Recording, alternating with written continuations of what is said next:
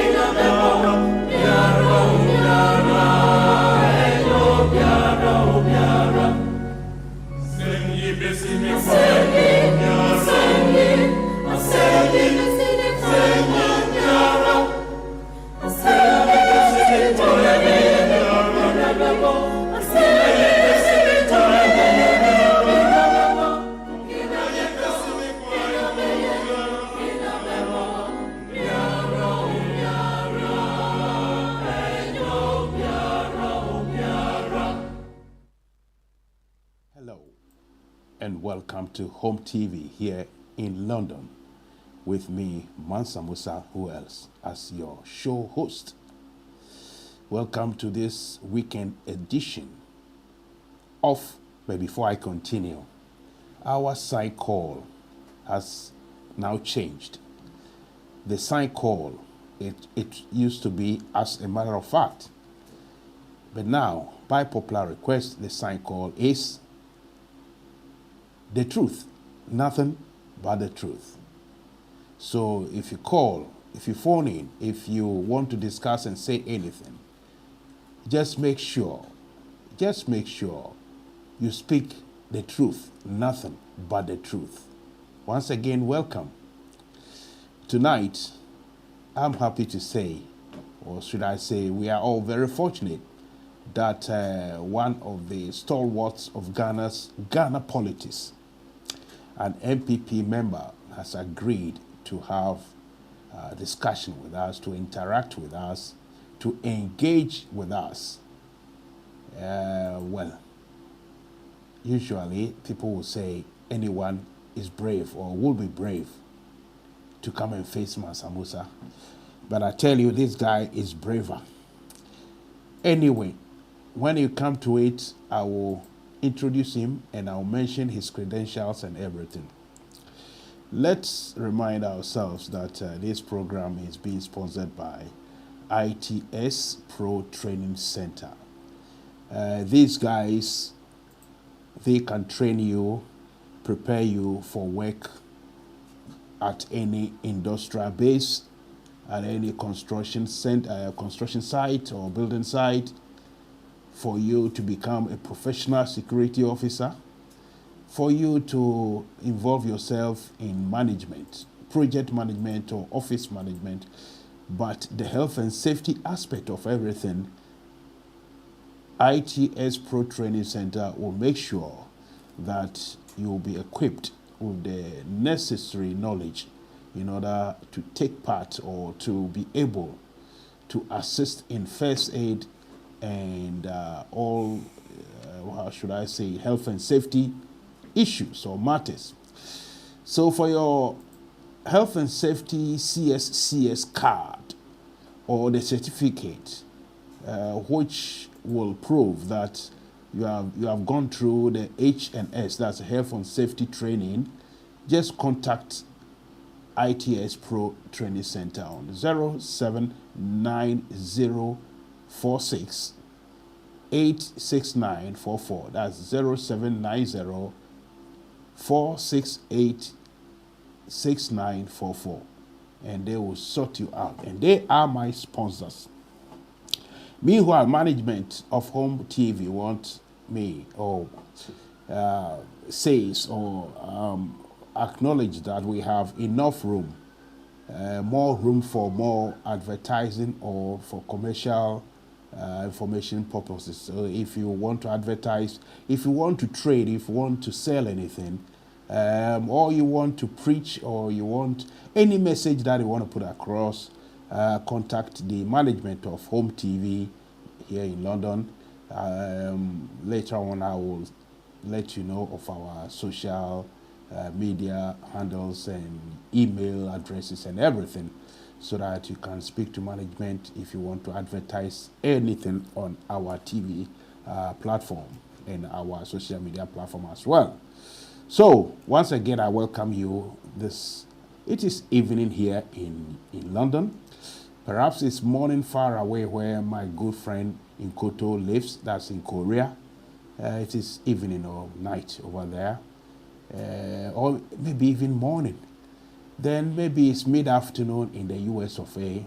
Wherever you are, whatever time it is, whatever you are doing, if you found time, if you have enough convenience to spare some time to listen and watch Mansa speak, I really, really salute you. I appreciate that. Tonight, apart from the interview, the discussion we're going to have with the NPP personality who is fighting for a very good position in the NPP hierarchy, Apart from that, we have other issues that we can talk about. Notably, the recent demonstration by a group of people, a group of Ghanaians. The demonstration took place on Wednesday and on Thursday, I suppose, yeah. And obviously, the first day, that is the Wednesday, did not,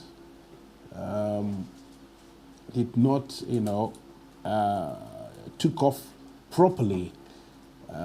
It started with demonstrators gathered at the Circle Runabout, Kwame Nkrumah Interchange.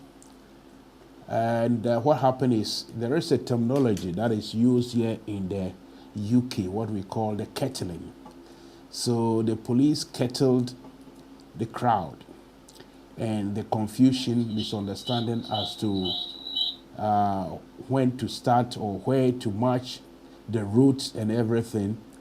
So it became an ugly sight, an impasse between some of the protesters and the police personnel who have been sent to ensure law and order. In the end, we all saw what happened. I personally had to watch the news broadcast from various news outlets, all the major world television news outlets. I don't have to mention them here. They all broadcast, they informed the world audience, the news bulletin and pictures and the video clips of what was happening in Ghana. It was a sad scene or sad situation. Such things shouldn't happen.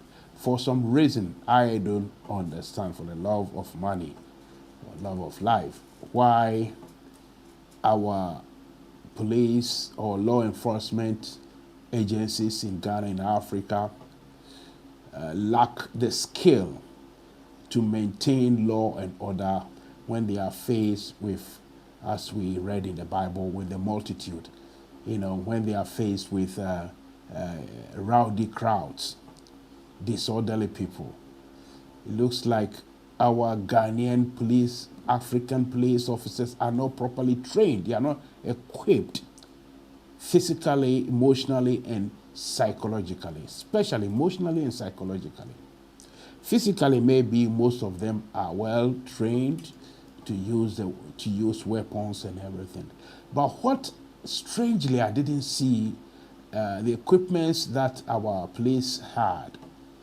The one important, crucial equipment or tool that the police didn't have during the impasse at the Nkrumah interchange is something we call the shield, the protective shield. If you are someone who is interested in world news and current affairs and you watch news, almost everywhere. In fact, this week, I think it was in Chile, it was in Ecuador, it's in Argentina, some other places that people are, agitating, demonstrating, protesting and everything. And the first thing you see, that the police, they line up, the first line of the police are people with shield and batons. The shield are made of fiberglass. It's not pure glass that can break and cut anybody. Big shield, they'll be holding the shields. So they use the shield to protect themselves against anything that will be thrown by protesters or anything. But strangely, I didn't see Ghanaian police officers with shields. We'll discuss this one extensively. But I agree totally with Mr. Ezekwesi Enin. He's one security expert in Ghana who said that our security agencies are not well trained to handle such situations. I totally agree. Now, though, without wasting too much time, I'm happy to say that my guest, is ready, he's already entered the ring and is ready to rumble with Mansa Musa. Let's go and fetch him and say hello to Mr. Charles Cromwell Nanabenyin Onua Wonto Bissue. You see, this one you need a lot of understanding in Ghanaian linguistics to, or Akan linguistics to understand the name. Charles is English name, we all know. Cromwell is also another English or Anglo-Saxon name. Then Nanabenyin Onua Wonto Bissue. As for the Bissue, I don't know whether it's Portuguese, but I will ask him. But I love, the in-between, the double bar and Nanabenyin Onua Wonto Bissue. Mr. Bissue, good evening and welcome to Home TV. Good evening, Mansa Musa. I hope you're well. I tell you what, yesterday for a long time, I decided to go to the gym. And I had someone who worked, in fact, I greedily or foolishly told him I want to reduce my size within 2 weeks. Yeah. And he said, then what you are doing, you have to do thrice that. So he worked on me so much so that, believe me, the whole of my body is sore, but it is not illness or sickness. It's just that I stupidly decided to do strenuous exercise yesterday. Maybe we'll see what happens. So that is your answer. Physically, emotionally, spiritually, everything, I think you're also right. So yes, I'm well. Thank you so much. And I say I'll say good evening to your listeners. My listeners and viewers are also responding to you. Let's start before you came in. Yeah, thank you. We'll go into personal details and everything, what you want to do with the rest of your life and everything in your political life and everything. Yeah.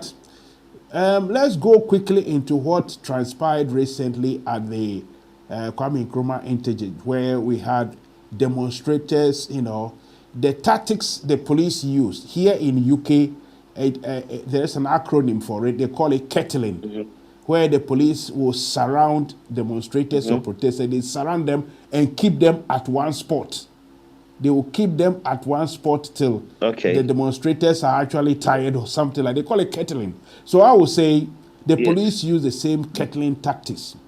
Without actually going into whose fault that, what started the commotion and misunderstanding, the, throwing of stones and the rest. What I didn't see, which really baffles me, is the police first line of defense or their first line. I didn't see any policeman with a protective shield. Why do you think that is? Okay, thank you. I think for me, I do not know what the videos that you saw, but with the ones I saw, I think somewhere under an overhead. I do not know specifically where. But I saw the police with protective shields, and where they were actually trying to push the crowd, doing the crowd control bit. But then, at one instance, you see that some of the demonstrators were up on the overhead and then pelting stones at the police. So that's what I saw. So I do not know the videos that you have seen.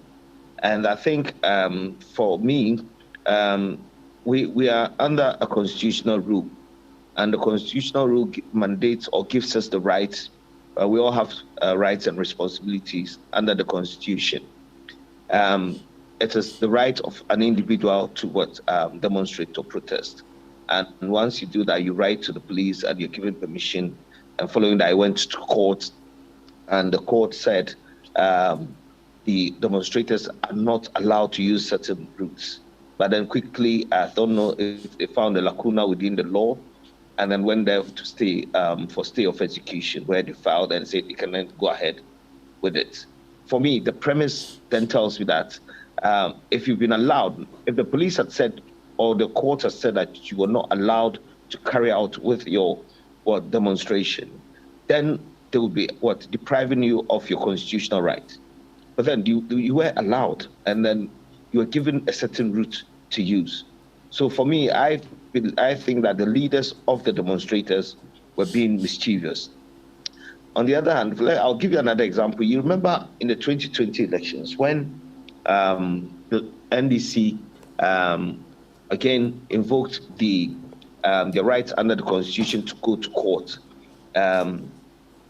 Before that, they had gone to the EC office demonstrating. And I remember one day I met a few guys on the Kanda overhead, very young children, walking towards Nima around 2 p.m. And I asked them where they were coming from. And I was with my barber then. And they said the leadership of the NDC asked them to go and converge at the EC headquarters and demonstrate. And I asked them for what? And they said, because the elections have been rigged. And that they've been there since morning and they hadn't even given them water, food, or anything. And so they were walking back to Nima. You see, so in our society, we've gotten to the point where normally, even when the things are legitimate, when we try to use mischief and then also prey on innocent people for to actually do certain things, then I'm not comfortable with it. It doesn't mean that they do not have the right to demonstrate. Yes, we understand the turbulence, the turbulence in the economy, which I believe that we all have to we all have admitted, because and whatever is happening now is a global crisis. So Ghana is no exception, and so we all have to come together and work towards it. My psychology is that if I want something from somebody, I even want the person to do better. For me to also delve deeper so that we get the best out of or whoever our customers or the beneficiaries are, get the best out of it. I only see weak minds in people who actually look for people's weakness and then actually plunge into it and then use it for their own benefit. So for me, if we're into politics, I want us where we are now, the economics, that is the world economy is actually not going well. In the UK, you and I will agree that there's recession. In America, the inflation is about 40 years, the first time 40 years. So this is the time that we have to do politics as to managing the affairs of the state, as opposed to political party politics, where we believe in our system because the winner takes all. So we have to actually, by hook or crook, get whoever is at the helm of our political affairs out. Mr. Bissue, we'll go deep. We'll delve into the politics of everything in economics and social, everything. But I want us to discuss the issue, what happened at the Wednesday demonstration at that interchange. Without, being utterly or too much partisan, let's discuss what actually happened. Would you agree that maybe both sides did not perform properly? For instance, I heard one security man, Mr. Enin, saying that he was asked what the security agencies or the police should do, and he said training, which is very true, because here in the UK, the police, when nothing is happening, as if they are doing nothing, they just go to, no. When there's no problem, it's all about training. They are always reenacting how to control crowd. Some people will act as if they are crooks, they are this, they are terrorists, and they will always, be practicing that, so that when the time comes, it's always straightforward what to do. My question is, do you think the police also mishandled the situation a little bit? Yes, I can't actually delve into it case by case because I wasn't there. Sure. But then, like I said in my preamble, we all have rights and responsibilities under the Constitution. So, in as much as the citizens or the NDC or Arise, that group wanted to, demonstrate, which is their right, the police also had a responsibility to protect them. Now, like Mr. Enin is saying, training. I agree with him, because without training, we'll not get nowhere. And it doesn't even only apply to the police. It applies to even you and I. as Ghanaians. Yes. I'll give you an example. I've had I've traveled out of the country where we get to the airport, JFK, Heathrow. And as Ghanaians, when we're coming to Ghana, we conform at the airports, the foreign airports. We form a very beautiful queue, and then we board the aeroplane. Sure. But the moment you get to the airport here, our lifestyle changes. I confronted a certain gentleman when we were traveling from JFK, I think last year, and he confirmed. And I saw the Delta airline staff. I mean, the way they were even speaking to him wasn't right. So I spoke to the Delta staff that no, you cannot speak to the person like that because he's the reason why you are in employment. So it became an argument. But the moment you got to Ghana, this guy started saying bad things about Ghana. That look at this, he started complaining, and then he started jumping queue when we were actually going through our COVID test and all that. So I'm saying that we as people need to change our attitude.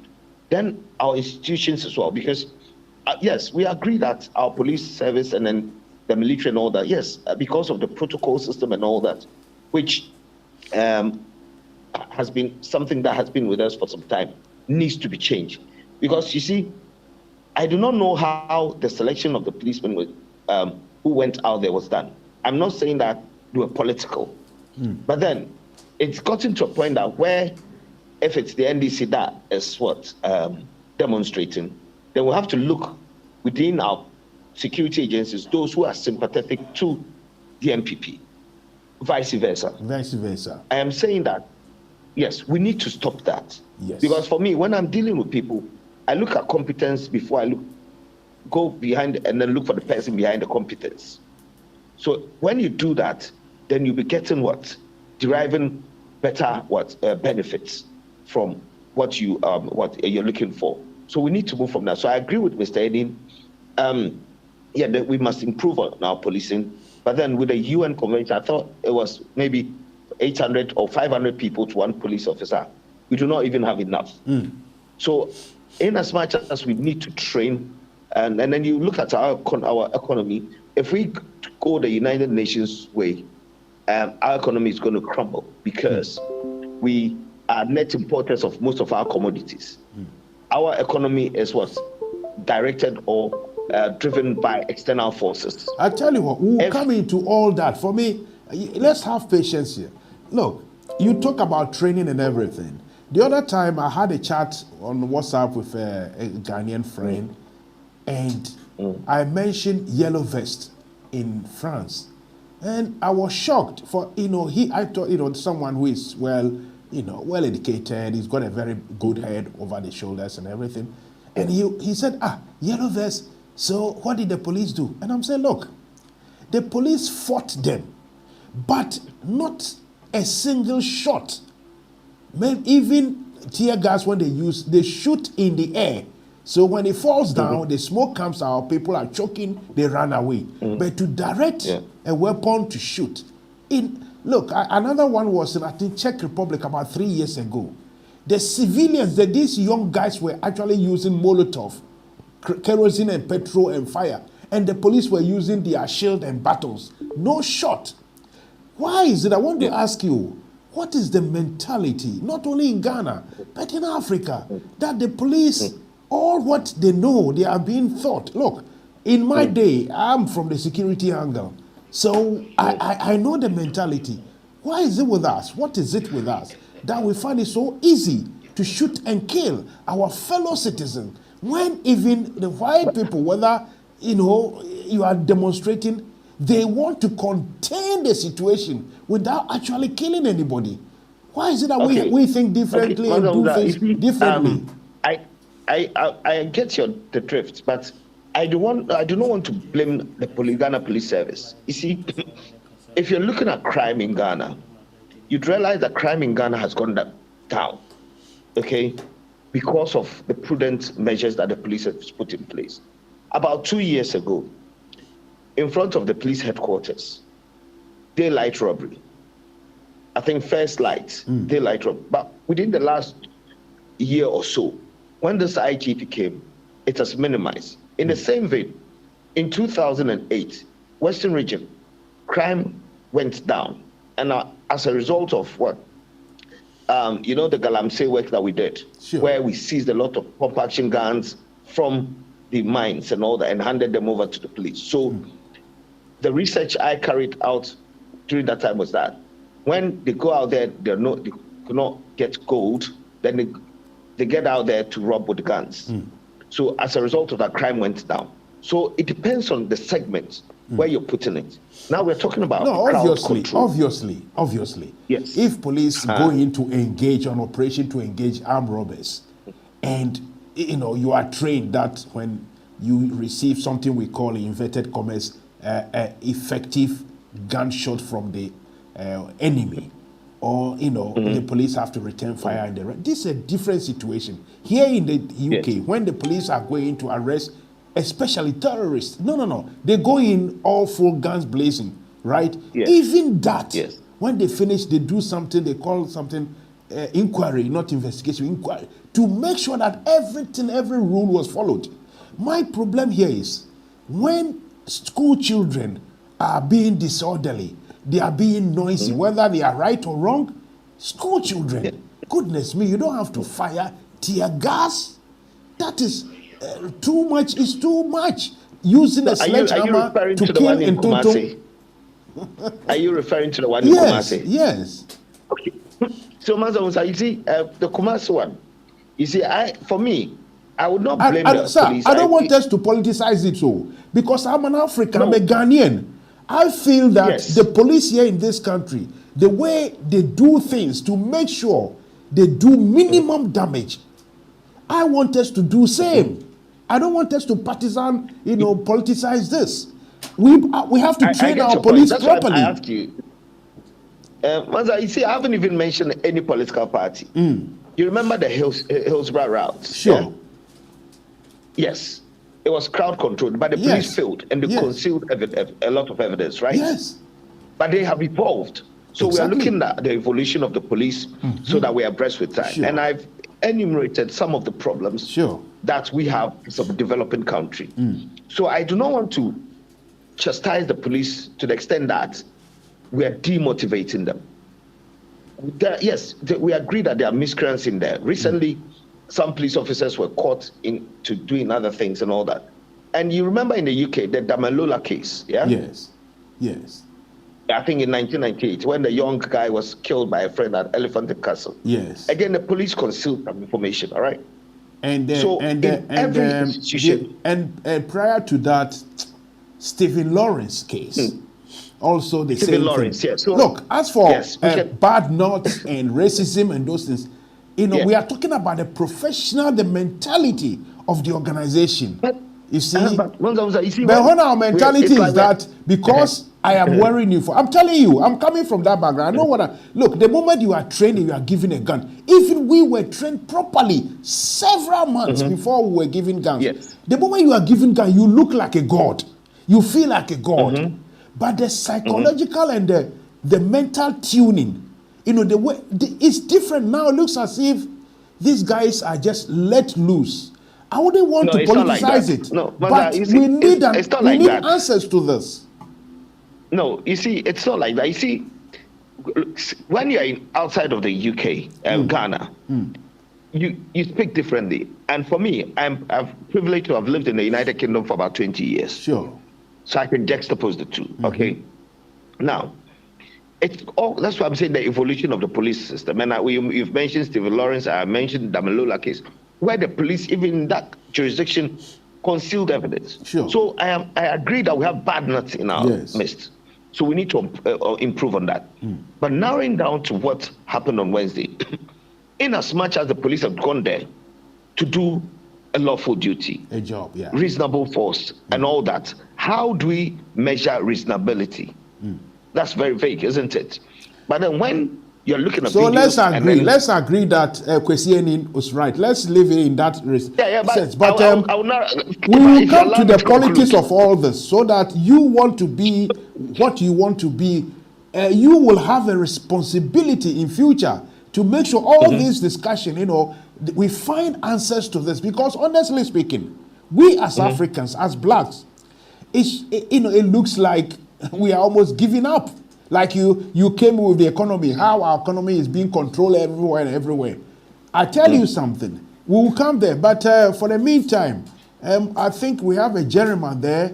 He's stayed there for a long time. I don't know what exactly he wants to say, whether to ask me question or to ask you question. Let's give him the chance for him to have his piece of, his time with us, and we'll carry on. You are listening to myself, Mansa, and I'm with Mr. Charles Nanabenyi Bissue. He's got so much credentials here. I'll read it later on and ask him why he wants to still be a politician. But that one is another. Is that Kwesi? Hello, Kofi. Hello, Kofi. You are live. The opposite can NTA. Kofi sa o kasa mentio. Okay. Let's carry on with our conversation. When Kofi so is ready. I'll conclude on that. You see. Okay. So I do not want to look at it from the point of view that the police system in Ghana is in shambles. It's not, because you see, nobody said that. For me, it is. Look. If you say so, someone will think I said it. It is not. It is not properly assembled. To say it's in shambles is different. Look, if it is assembled and it's in shambles, we know. But from the standards, we ain't got there. It's a fact. Look, it's a fact. Not only in Ghana, in Africa, in Nigeria, any little thing, they have to shoot to kill civilians. What is that for? No, I agree with you. That's what I'm saying. If you segment, you're talking about crowd control now. You see, but the police officer going there has a family member like you and I, okay? Yes. And he goes out there to perform a lawful duty. And then somebody stands at the top and then start pelting stones at the police officer. Yes. Is that right? No. It isn't. So those people must be brought to book. I tell you what. I think that we must allow I gave you an example that some people were using Molotov. They put petrol and kerosene bottle and they were throwing fire everywhere. I think it was about 3 years ago. Against the police, then in France, we have this yellow vest. Westies, the police do not shoot them. They contain them, whether with batons, maybe cracking a few heads here and there, but to actually use gun on their civilians. That is what I'm not saying that someone throwing stone. On Wednesday, nobody was shot, right? No, but nobody was shot on Wednesday. Well, it is becoming prevalent in our lifestyle in Ghana, in Nigeria. No, but let's not bring Nigeria. I want us to talk about Wednesday. If I have a family member who is a police officer, who is performing his duty, I agree that there might be miscreants in there. And then somebody who has written to the police and gone to the court that I want to demonstrate peacefully. And then you go burning tires, petrol, okay, and then throwing stone as a family member.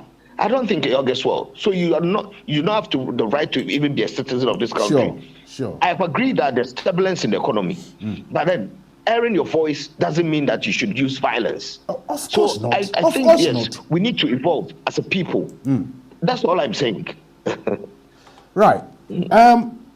Before, he's not ready yet.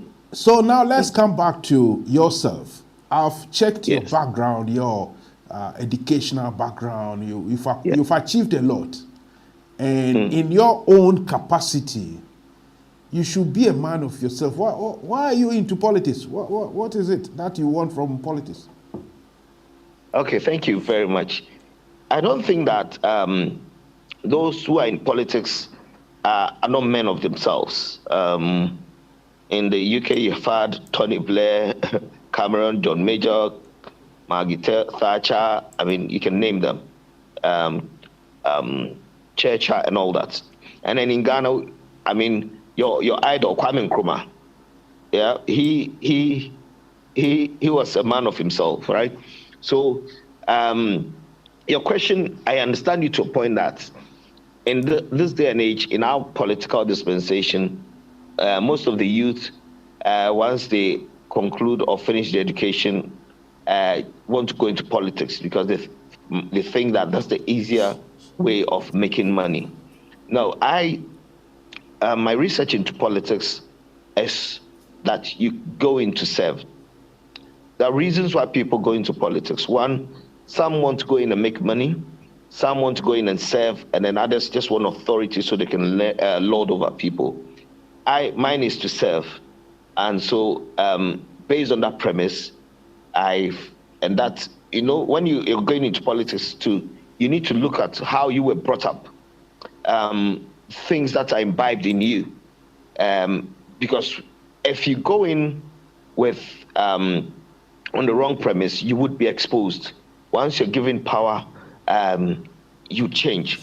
Mansa, for example, myself, whenever I'm given an appointment or promoted since I started politics, that's when I even go down on my knees and pray to God that He makes me more humbler so that I can listen to people. Because as a politician, if you start being arrogant and then you move, then you're detaching yourself from reality. So that's not me. Now, so it's not a case of not being my own man. I wanted to impact on people's lives, change people and all that. So that's the reason, and also help in the development of my country. That's why I am into politics. I see. So now that you join what makes you do the politics you are doing? What sort of, is it the philosophy, the principle, the ideology you like about the party you've joined? Or just an intellectual sort of, an edge? Why are you in this type of politics? Okay, so now it's a philosophy. My philosophy is to serve and ensure that I impact on lives. Some would use the church when some will use being a philanthropist. I do that. And then in politics, you also want to serve so that, because most people are saying that politicians are corrupt. I do not believe that all politicians are corrupt, because corruption is everywhere, even in churches and even in the ministries and all that. We as a people have to change it. Now, I was born into politics. Some of my great uncles and then grandfathers, Pa Grant, I'm a descendant of Pa Grant of the UGCC. The Aborigines Protection Society, the National Congress of British West Africa, where you had George Hughes, who was a cousin to Jacob Wilson. Say, I'm a great grandson of George Hughes. So my mother's mother is called Mercy Sophia Hughes, who came from Cape Coast and all that. And then if you go to the Volta region, where my mom's dad comes from, I believe you know Charles Quist, who was the first member of parliament. He's my great-great-grandfather. And then Kwashiga, who is a cousin to my mom. So basically, I was born into a political family. But then I didn't want to actually ride on their back. So I learned a lot. I remember when I was in secondary school, government history was my best subjects, because having family members performed or carried out certain political work in the country inspired me. And so over the years, I looked within me and I thought that, okay, I can actually serve people and then make an impact. So one, it's a philosophy. Two, I was born into it. But you see, our political party, NPP, people see it as that you have to belong to a certain group before you can actually get there. I don't think it is true. Because for me, when I came in, I did not identify with any of these relatives. I came in on my own accord in 2010 when I came to Ahanta West. Would you call that as being rebellious? Because obviously from that lineage, you should be not with, say, UP. You should be more with, let's say, the Nkrumah side. In fact, my grandmother, Mercy Sophia Hughes, was a propaganda secretary for the CPP in the Asebu area. So yes, part of them were CPP. But then the UGCC came before the CPP, And like I said, Pa Grant was also with the UGCC, which gave birth to the CPP. So I know a lot about the CPP. I remember when they said the Veranda Boys called Nkrumah that he should come and join. I remember, I don't know if that's true, I was told that the song that was sung on the day was "Lead Candle Light" and "I Am Far from Home" and all that. So my government teacher told me that. So I don't think I'm being rebellious. It's just that I found the philosophy and the ideology that I have now actually situates me within the New Patriotic Party fraternity, which we believe in the what private ideology sector. is that? Tell me more. What ideology? Believing in the private sector as the engine of growth, capitalism, center right, where the private sector actually is the engine of growth. So whereas the compromise is a socialist bit, where let's say the Labour Party, where most of the things are carried out for us, to speak, nanny state, and Kwame Nkrumah, most of the things that he did is it were fair more socialist. to classify that, or to say government reaching out to society is nanny state? No, it's not. You see, you mentioned nanny state. That's why I'm asking this. Yes, I said close to nanny state. You see, it's not wrong, but it depends on the jurisdiction. You see, our politics now, I'm even looking at it that if you look at NPP, most of the things that the NPP has done over the last few years are more socialist, like the NHIS, free education, and all that. These were things that Kwame Nkrumah would have done. So the NDC, who are saying that social democrats, haven't even done that. So for me, you see that the NPP has carried out its side of ideology and done that of the NDC.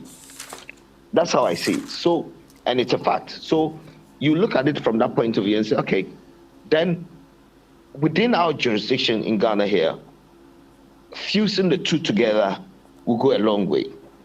Fusing it together in the sense that if we come out with a national development plan where any government that is voted into power should and must continue what the previous government did.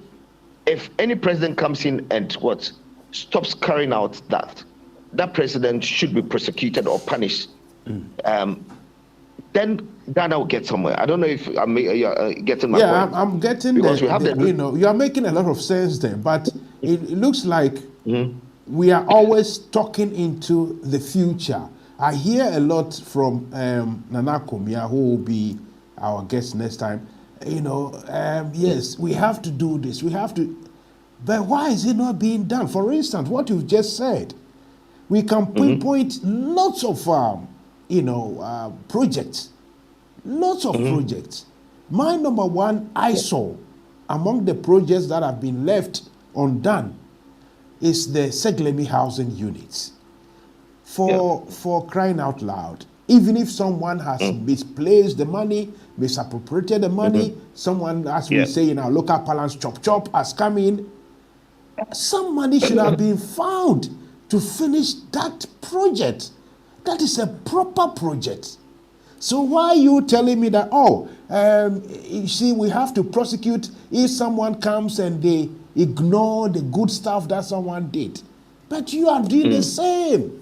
Your government is doing the same. You see, Mansa, you see where my kind of politics, it's not the kind of politics that when my party is wrong, I'll say we're right.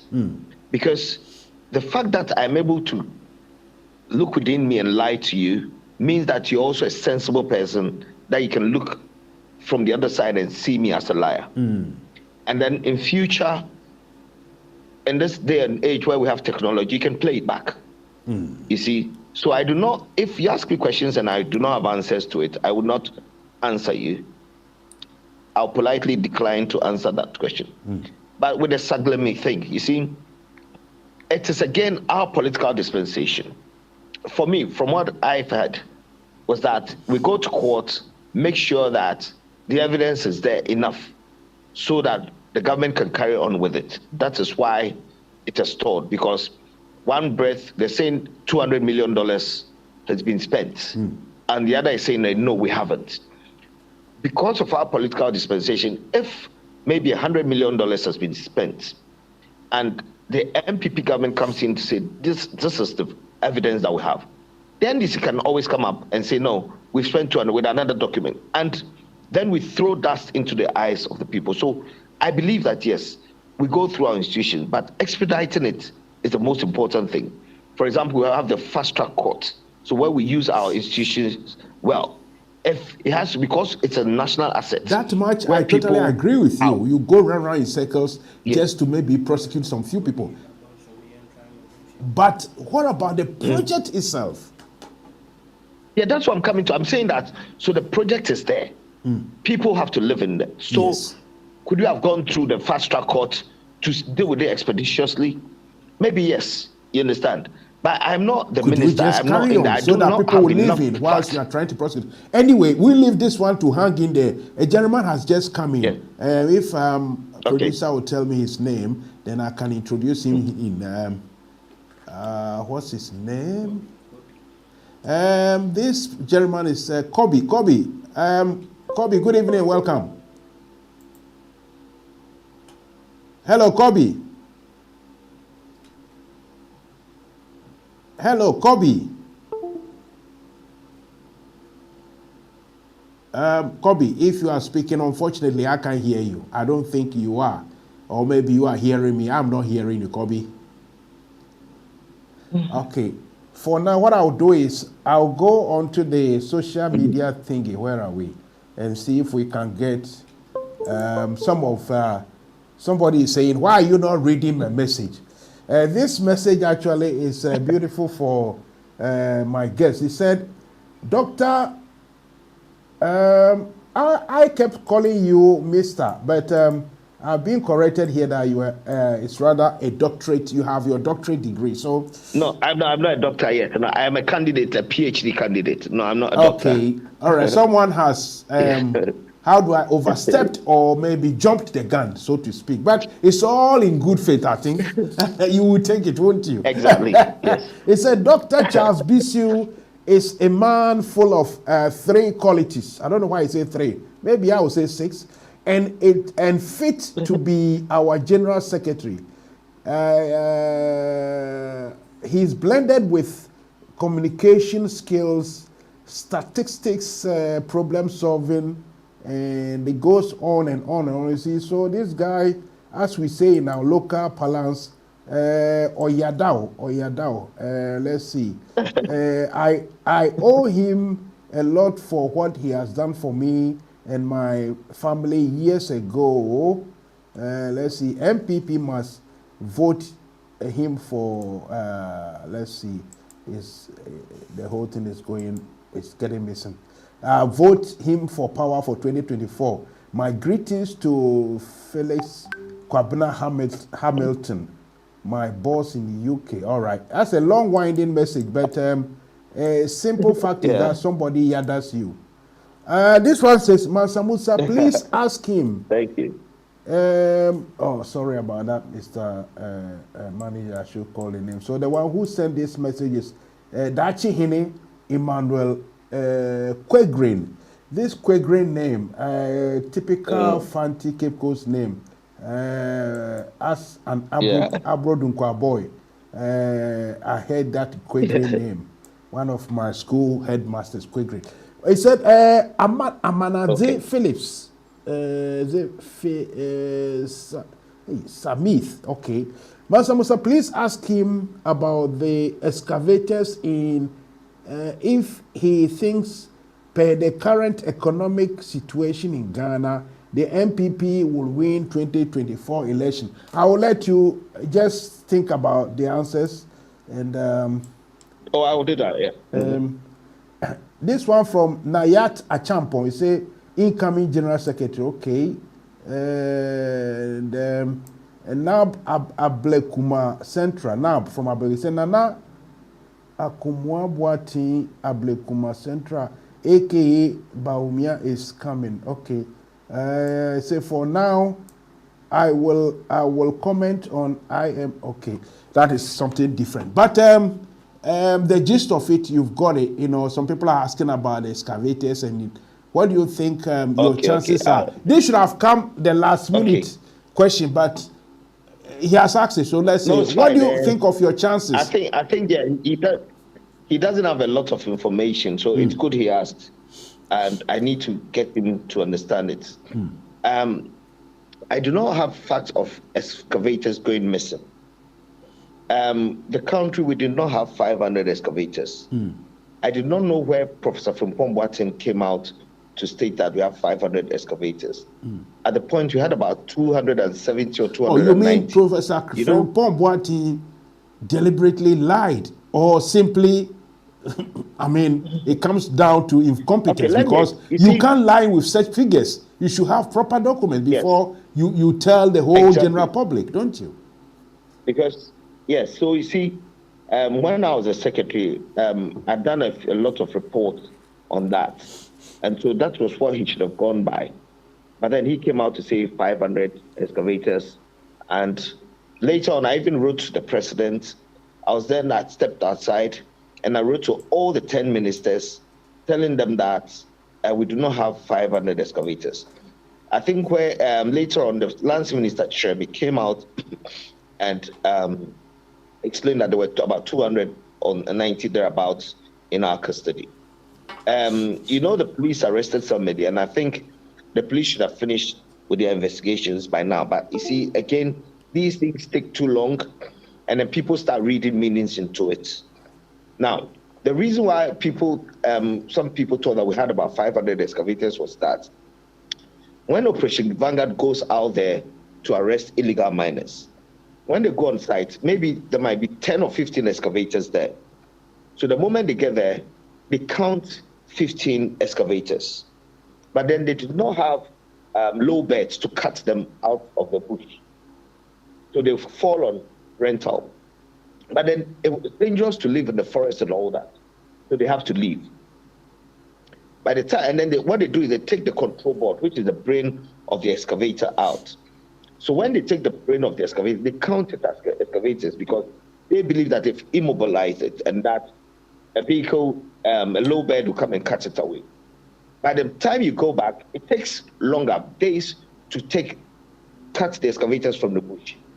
So by the time you go back, the illegal miners have gone for spare control boards to activate the excavator and move them about. So at the end, if you go there and you found 15, but by the time you go, there's 5 or something there. So it got to a point that I wrote to the board, the minister, all the 10 ministers, that we should actually procure low beds for the military, which I think some ministry was given to them to buy 2. And then we actually instituted some rentals that were readily available. So the report was that they would go out there and say we've arrested 15. But then in reality, you have 5. So actuals and all that. That was where the discrepancy was. But nobody, for me, to the best of my knowledge, no excavators went missing.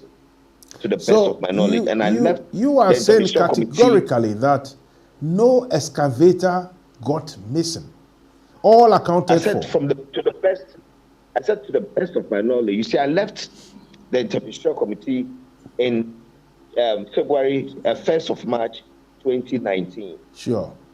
When I left the Interministerial Committee, the excavator Buhara came about some months later, I think a year later or so. But being the former secretary, what I did was that because when that Anas bogus video came in, which again, you and I know that it was set up from within my own party. I decided to let us not jump into that yet. You see, the excavator is what is a bit baffling. If you knew the answers to this particular, you say Hola Balu, if they were not missing, it has taken you almost all these years. You haven't come out. I've spoken about it. And you have presented. Hang on, you have presented documents. Have you presented documents to prove what you are saying? That look, it didn't get missing. They are there, and that the previous information was wrong. Have you said that? No, I stated it. That's why I said that. I wrote to the president and I wrote to the 10 ministers stating where we were and referring to previous national security documents that I have presented to the committee and the National Security Council. And so later on, the Minister Chemi, through a press briefing, came and actually confirmed that. But I'm only giving you where people thought that we had more excavators and that they were stolen, which was actuals. You go out there, you get 15, you take the control board. The next day, it takes you about a week to move them from the forest, and the miners go and then put a spare one in there to do that. So that's basically what it is. But I'm saying that I wasn't even there when this excavator issue came up. I'd stepped aside, but I found it as a responsible citizen and a former secretary to the committee to what? To write to the committee members clarifying the situation. I could have said that I'm not there because I've stepped aside. So it was none of my business. But I have a responsibility to this country, so I had to write to clarify the situation. So Mr. Bissue, to your knowledge, for what you know, nothing untoward happened. No one did anything wrong when we consider these issues. When we talk about, we are talking about excavators and that interministerial something is a long name. Can we call it a failure? Did you succeed in that particular assignment? Okay. Let me clarify something. Any Ghanaian, who believes that he lost an excavator should come forward with documentation. You know what happened in this country? We were under slave trade, colonization, okay? Mansa Musa, small-scale mining is a preserve of Ghanaians, okay? So the law, PNDC law 218, under President Rawlings, gave us that right. And then Minerals and Mining Act, I think 2006, also affirmed that. But our own people go for the license because it is the preserve of Ghanaians, and then they go for foreigners like the Chinese and Indians, and then they mine with them. At the end of the day, the Chinese or the Indian or the foreigner takes 92% of the proceeds, the gold, to their country, and the Ghanaian gets 8%. And what happens was that the machine or the excavator belongs to the foreigner. Are you getting my point? Yes. So right. People said that we've lost our excavators and all that. No, it did not belong to them. It was for foreigners. So ever since that time, I have not seen one Ghanaian coming out with a document to say, I am Kobra Sante, this is my document. By all means, there could be an amnesty from the state to say, yes, this is a Ghanaian, so let's give it to you. So those who indulge in it now, when they actually hurting this country, because we've gone to certain sites, and you sit there, you see Ghanaians working on the site, digging gold, and the foreigner, the Chinese, will be sitting in a small room with CCTV cameras, supervising them. And at the end of the day, they have to bring the gold to the foreigner, to the extent that they get them to wash their hands so that there are no even particles of gold in their hands that they will take home.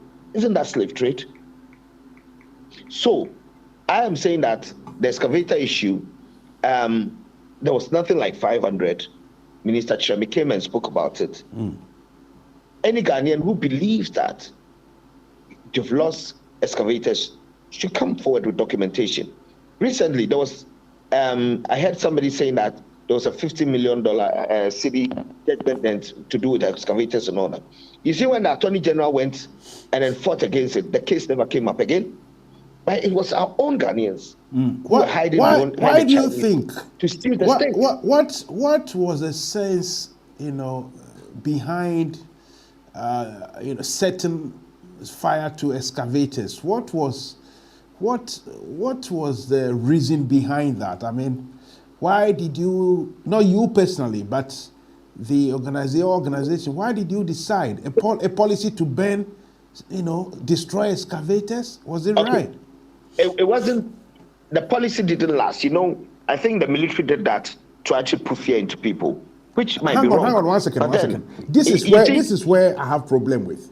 Maybe I've stayed here for too long, for my own good. So look, it's a government policy. You assign people to it. The soldiers or the military have to work to the instructions given to them by their political masters, one of which is yourself. You have the document. You have the power. You have the authority Why would you sit here and say, oh, maybe the soldiers wanted to do that to put fear into people? And that is wrong. No. That's not what I'm saying. Oh no, Mansa Musa. If you see, if you allow me to finish a statement, please, it will make sense. You see, if not all excavators were bent initially, like I said, when they go out there and they find 15, and then they take the control board out. Okay. My manager and producer is telling me something. I will have a very good conversation. We are talking. I mean, it is something that I want you to explain. But he said some 2 people apparently they've stayed there for long. I don't know the technology, but if they want to talk to us and ask the question, let's give them the chance. Who is next? Is it Abe or? Okay. Hello, good evening. Yeah, Mansa Musa, I am here. Abe, my voice in Koso Kakrana, I hardly can hear you. Senebe, I guess, Mr. Betty. Yeah, Mansa Musa, yeah. Is it clear now? Yeah, I think so. If he can hear you, I can hear you, yeah. Can you confirm? Yeah, I can hear you. Yeah, he can hear you, so go ahead, Abe. Mansa Musa, did I hear your guest trying to tell us what philosophy of a political party was trying to follow? Yes, I think he did explain. He believes in the market, private sector, market economy, that sort of thing. And do we have any political party in Ghana following this idea? Anyway, address him, please. Address your question to him. We are all listening. Yeah, Mansa Musa, it seems either he is confused or he is confusing us. Because there's no political party in Ghana which is following that market-based ideology.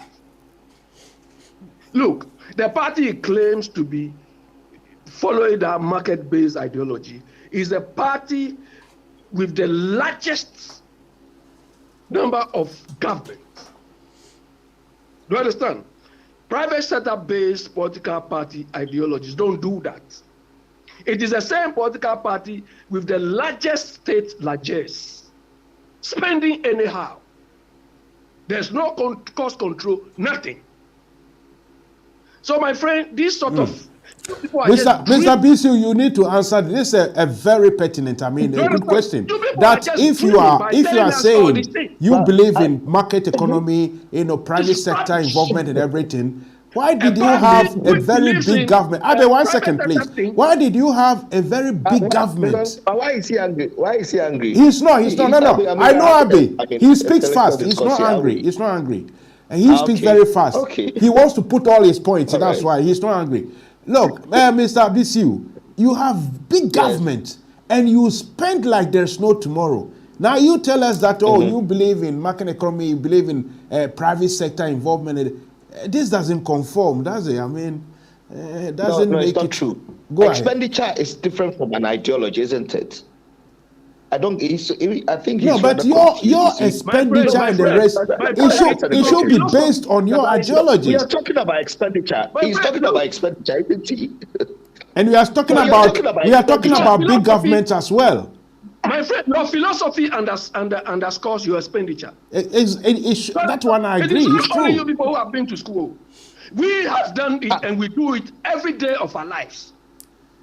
Do you understand? So we are not talking, staying in studios and just talking anyhow.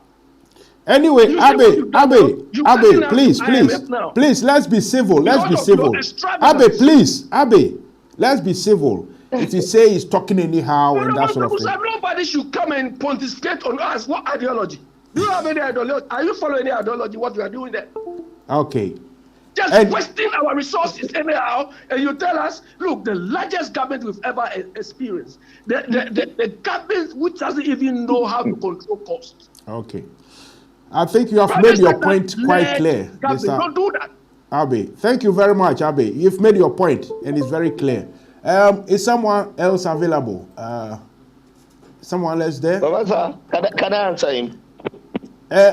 Okay. Maybe we should take this one first. I think the premise that he came for, I think when we're doing this politics, we must respect ourselves. You understand? Sure.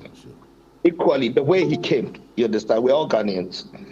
I've lived in the UK too, and juxtaposing the two, I know the difference. You understand? We're talking about thinking that I'm the only person who thinks that he's gone to school. It's neither here nor there.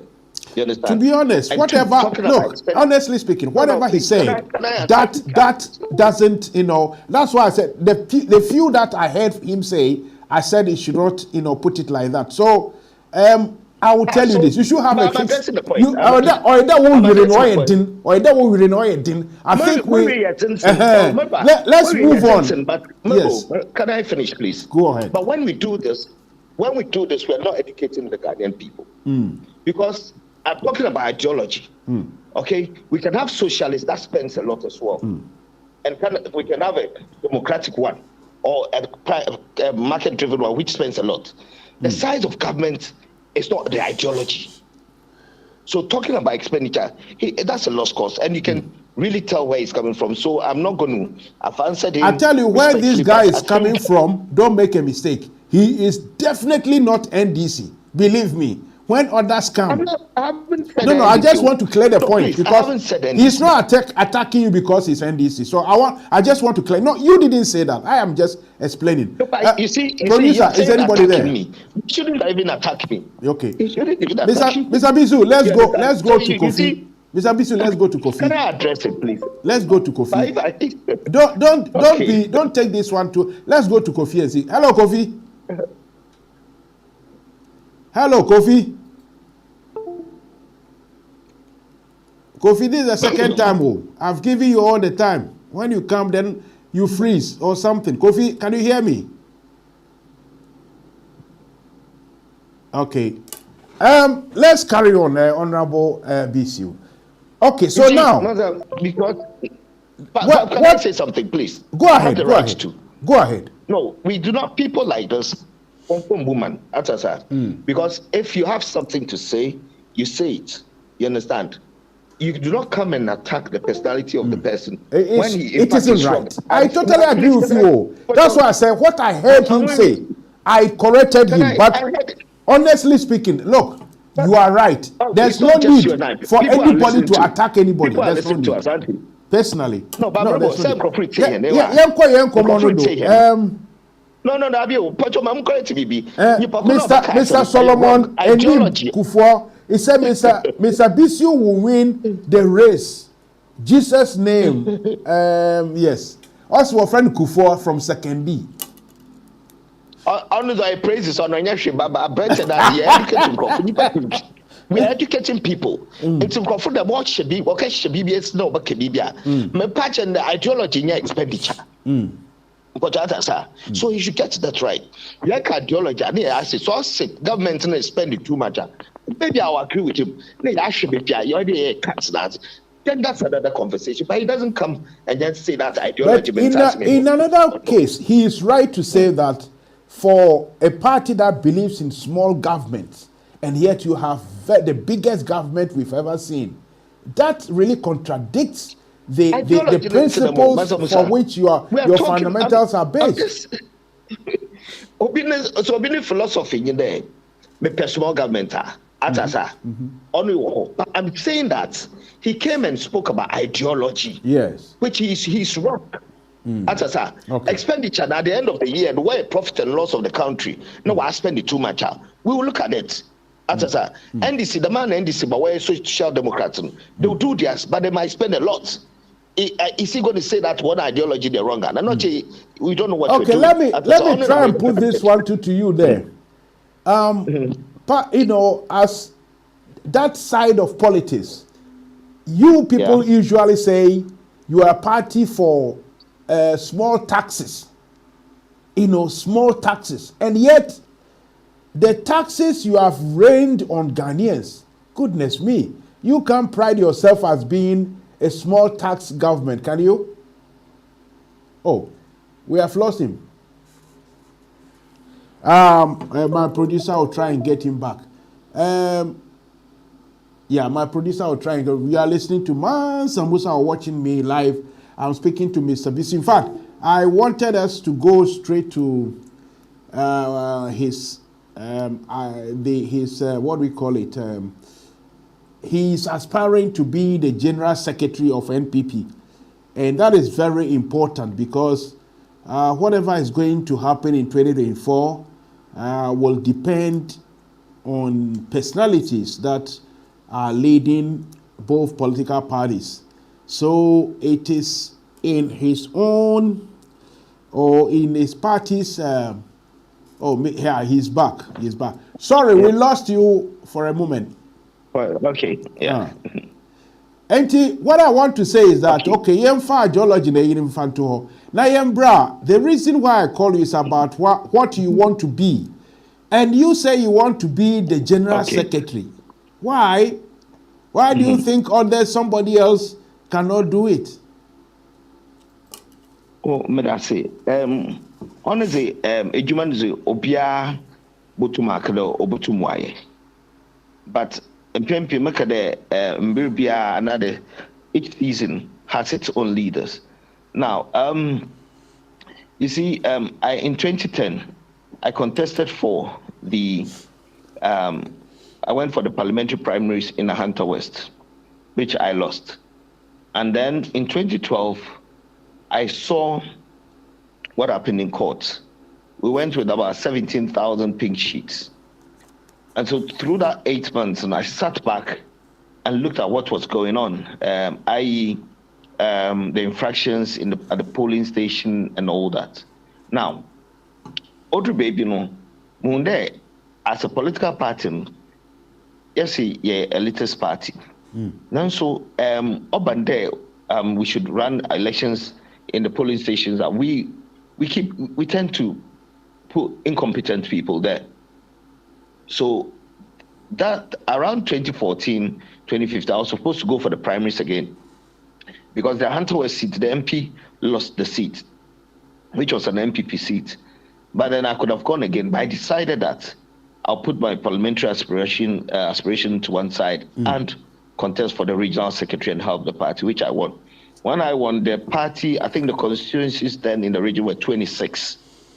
And NDC had 18 and we had 8. Through the work that we did, we got 8 seats more and increased presidential votes. And the things that we did, we named the seats that we're going to win. I mean, I believe that politics is scientific now. So gathering your data, and I believe in 3 things: data, personality, and the message. A combination of these 3 can possibly win you an election. So I put all that together, worked hard, and then we got that. Now, in 2016, we got a majority of our 169 in Parliament. But then this time I realized that the way we organize our primaries and managing the party, things have gone pear-shaped. So I've been the regional secretary for the Western region for 8 years, 2 terms, a member of the National Council. I was also the NPP chairperson for Northamptonshire. And I believe that I can offer a lot to this party if I'm the general secretary. Yes, I know that the party is a very efficient party, but we need to bring modernity into it by managing it effectively. So that's why I'm availing myself. Yeah, there are a few people who are contesting as well.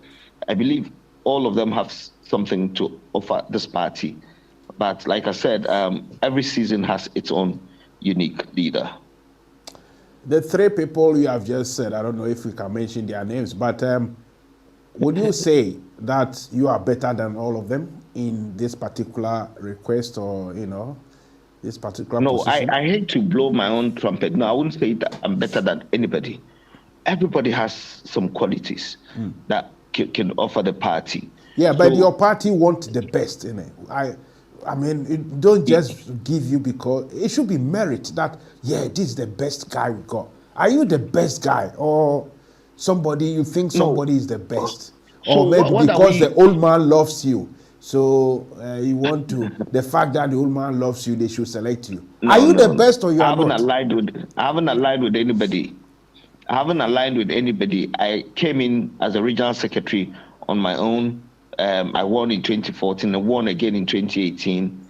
I'm coming in, I believe, I do not like to speak about other people. And one other thing about me is I do not prey on people's weakness to come out the strongest. I want everybody who's coming in had something to offer. They're all strong people. And I believe that within that, we can all delve deeper so that our political party benefits. So for me to say that I'm the best is the party people who say it, based on what I've done for the past 8 years as a regional secretary, national council member, former parliamentary aspirant, presidential staffer. So the works that I did would actually be what the delegates will look at and vote for me. However, if I have to talk about people, then it's the incumbent, John Wade Duda, I have to speak about. And between now and the time that we're going for the elections, I still want him to do well. Because if I pray that he fails for me to look good and then win the election, then it makes me a weaker person. I want my party to do well. And he is the general secretary now. So I want him to do well. And then we compete with our ideas for the party to get the best out of all of us. So the general secretary now, is he also competing? Is he standing, or he is standing aside? Yes, he's contesting, yes. He's contesting. So my question is still, in fact, one of the good or best attributes to any politician is to be respectful, but still be very ruthless. I want to know, do you think you are the better man for that position? You are in the UK. Was Tony Blair ruthless? Tony Blair, I remember 97, 96. He was all over the place. He was talking. He was doing the good talks. He assured everybody that he was the best man. But he wasn't ruthless. He came out to say the new Labour. Yes. You see, there was a Labour Party. But he came out to say the new Labour. So these were the rebranding of the party and the things that's why he was able to stay there for 10 years. I don't believe in being ruthless or being antagonistic or being too aggressive. And like I said, you see, your choice of words, as a regional secretary, too aggressive, antagonistic, I didn't mention that. My question is, you see, we shouldn't just expect a rubber stamping something. So it is the best man who gonna lead the party. I am asking you, do you see in yourself as the better man, the best man, the good, the alpha, the top one? Or you should just be a rubber stamping, I mean, are you of that type? Tell us something. So, when I started talking, I said, when I became the regional secretary in the Western region, the NDC had 18 seats. We had 8.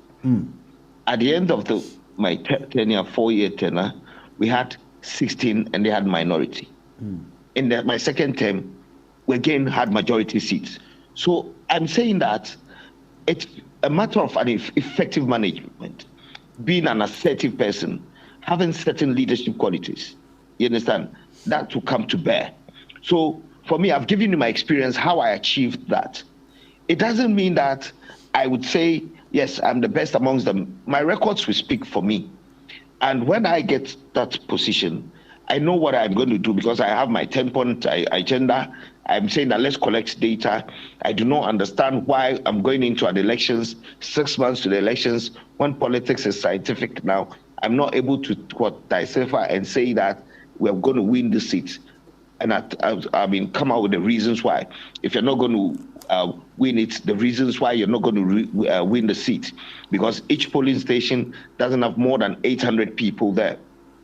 You have the human resource there, the polling station executives, the electoral area coordinators, and constituency executives. So why are you not able to manage them? Why are you not able to motivate them? How are you rewarding them? How do you get results from them and all that? These are the things that I'm talking about, which falls under effective management of people. You must have man management skills. And I've said the mechanisms or the tools that I use in the Western region in winning more seats can be applied.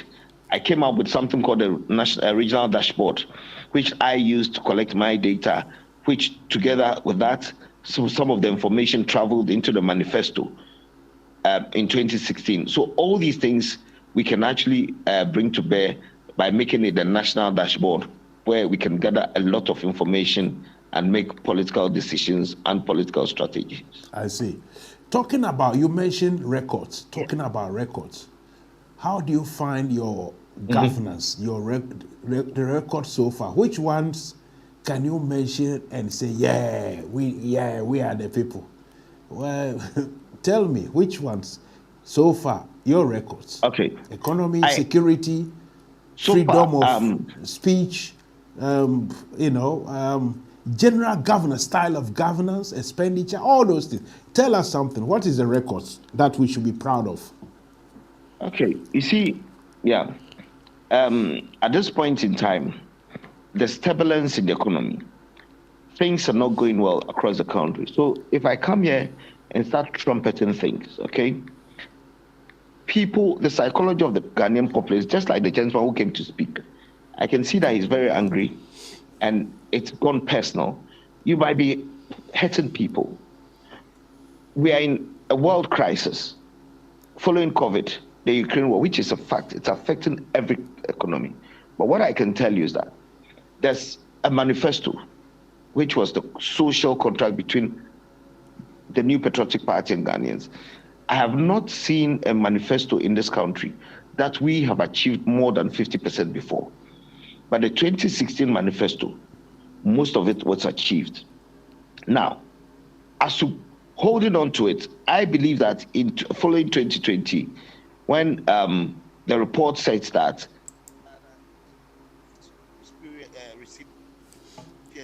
we've lost the voice, I think. Foreign direct investment, the economy was growing faster and all that, yeah? All these things were looking good until COVID, which was a force majeure. And nobody would say that it's not a fact. It is a fact that COVID affected the world. For 9 months, but before, you were not paying salaries. I'm asking you a simple question that which of your activities, your governance, that you can, the records that you can tell us that we should be proud of. Now, the economy and it's, COVID and aftermath. Before the COVID, surely, I don't want to, I brought you here to come and highlight, get you to the hurdle. Because for me, anyone who come and speak to me, I help to get over the hurdle.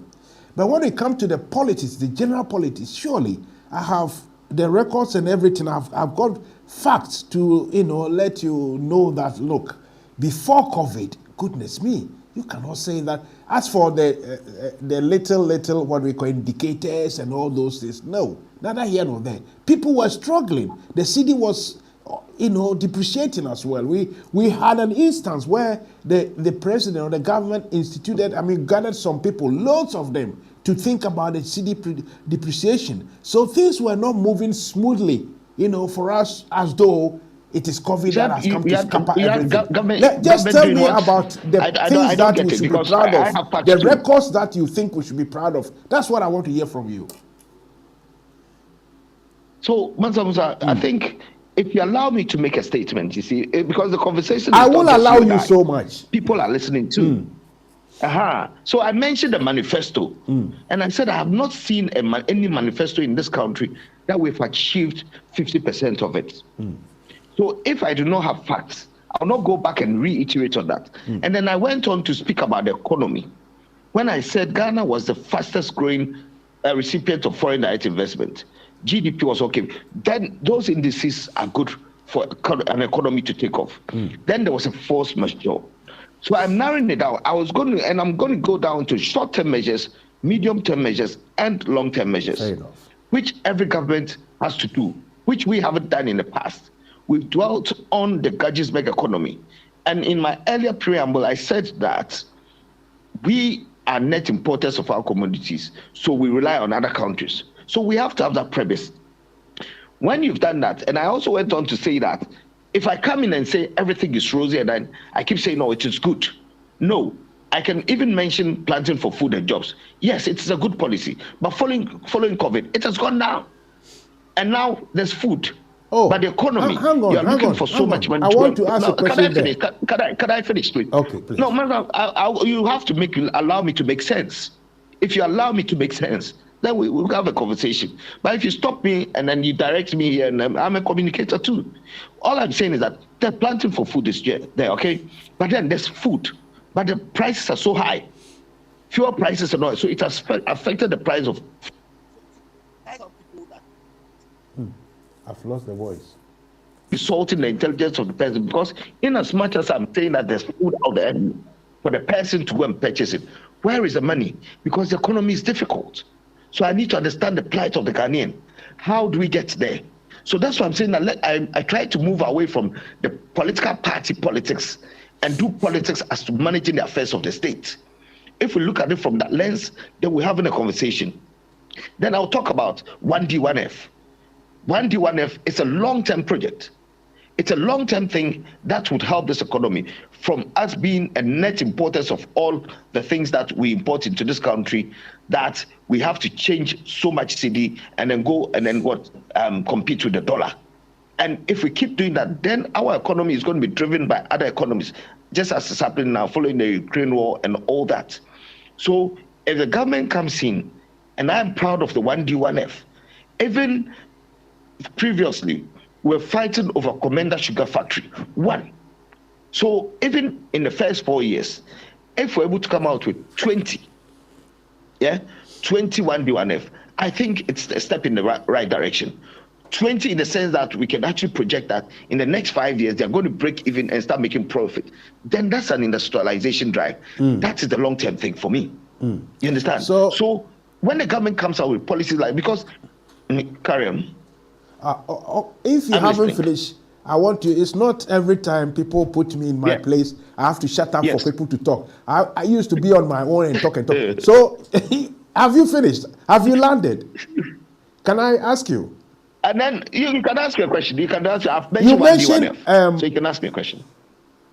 You mentioned sugar factory, Commander Sugar Factory, and you mentioned that even if about 20 of 1D. 1F, which you say is one of the proud, achievement. Fine, I'm not going to argue. Yeah.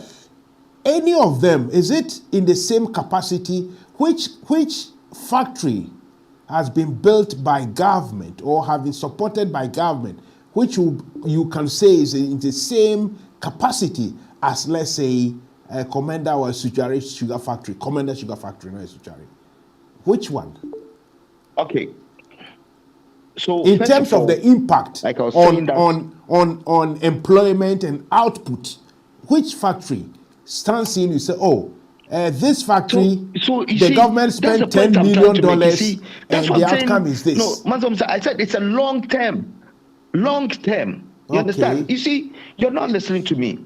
It's a long term thing. So if today they employ 30 people, and I said in my statement that if in the 5 years the projections are that they're going to break even and expand, it's a step in the right direction. You ask me of one thing that I am proud of, and I'm saying that Commander Sugar Factory, the whole country were grappling over it. One.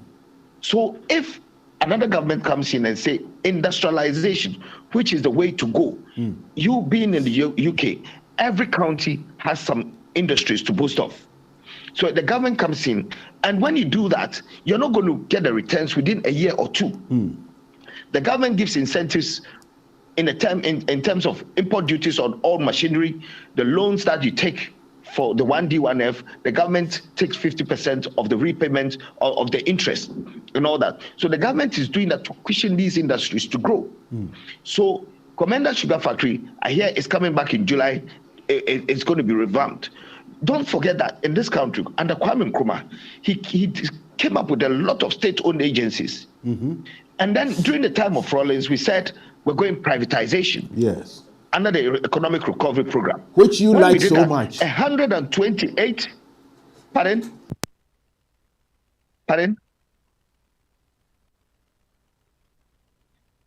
Which I did what? Sorry. Hello? I think I lost you. Hello? Hello?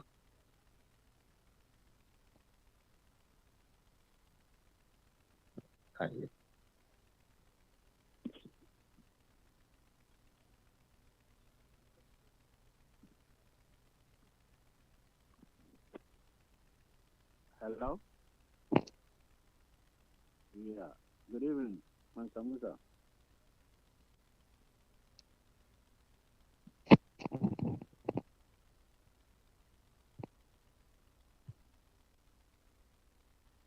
All right.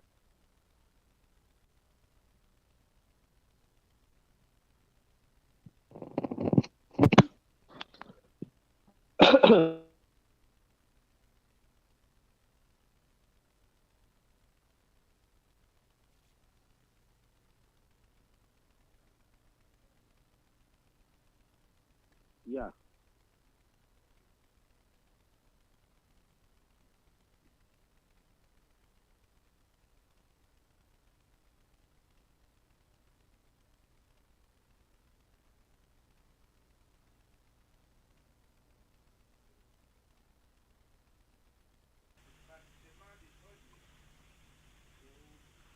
Let me know. You let me make my comment. When it comes, he can answer if he's listening. I want to greet your listeners and wish them happy IMF Day. I said your listeners and your viewers. Yeah. Sorry. Now, I'm not going to talk about the IMF, but they'll deal with it. Mr. Bissue was saying stuff about Commander Sugar Factory. Sometimes these people, I don't think they have any shape. Nkrumah established it, was left idle. Your predecessors came, went for a loan, laid down procedures for everything to start. You came, you ignored it. After 6 years, you are going to start it, and you say it's an achievement. I don't know how they measure achievement. These NPP people, since they came to power, everything has changed. Everything is a new definition for them in their own dictionary. I can bet you they give a new definition for IMF. Why do you people, you think Ghanaians are fools? Mr. Bissue went to live in the US with his wife. Can you tell me any public officer who will be seen on video, live, counting money in any office in the United States will still be working in that particular company or outfit? If he can answer that. Unless he gets out of the office and even goes to search for the people who put that in live and sue them if it's not true, he never enter any public office. What sort of thing is it they say? That before COVID there was what? What did they have before COVID? The same IMF they called us. They are sensible that them. That man, I don't even want to mention his name. That call who? That Piccadilly robber. Ken Koreata. If that man doesn't go to jail, Ghana will never ever succeed. If all of the Kufuor families, if nobody goes to jail, Ken Koreata should be in jail. And if he goes to jail, all his cronies should follow up. I hope people are saying he should resign. If he resigns, I can bet you the next finance minister will be Kajeko. He will never give it to anybody. That's why the IMF, they're just saying it for, say, I don't think. What policy are they taking to the IMF? They're going to take that, what do they call it? One district, one dam, or whatever concept party they call it. It was a vehicle for them to steal money. So they can't take that. That policy was TSA policy. They have nothing on paper to show for that policy. How it's going to be established and how it's going to be viable. They should take their policy. Nobody should go to any meeting with them. They should not form any consensus, because any consensus meeting you form, Ken Koreata and his parties and making nonsense. They say they've got the men. Let them carry on. Let them take a policy to IMF and let IMF tell all of us the policies they brought. And then we shall evaluate it ourselves and see. And I'm saying to the NDC MPs, they should not, especially those on the finance committee, they should not consider any document on the IMF until Ken Koreata and that crony at the office of the president, finance, whatever, they all, and his parties, they all resign. They should not consider any document from the IMF. Now they are going to the IMF. They have to consider before IMF pushes through. If that man doesn't resign, they should not participate in any IMF documents. They should give them that ultimatum. They should not give him that man. I don't think the country after 2025, after 100 days, that man should be living. He should be in jail. He shouldn't be a free man. Wherever he is, he should run to. We should plead with that nation that they should give us that particular people. If they don't give us, we find ways and means to have ties broken with them. And I know they'll go and hide in that they are Guyana or whatever. Thieves. Bissue come and sit on radio coming to say, go and you've got data. Take every data you apply, you finish, you go to the EC, tell this man, Gabby Chidaku, tell EC to change the numbers in your favor. That's all your data counts for. What data have you got? You use data. Now you are in IMF. I'm sorry. I'm sorry. I'm going to see cathedral. Can you cry? He said, "You cry so. I can't quantity that." Two banza, bunch of glorified.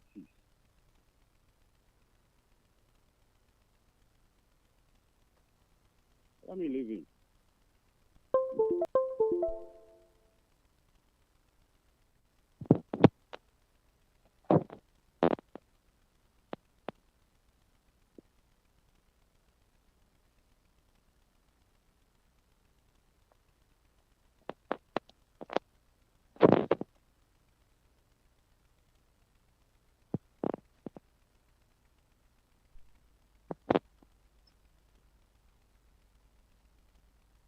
You got no.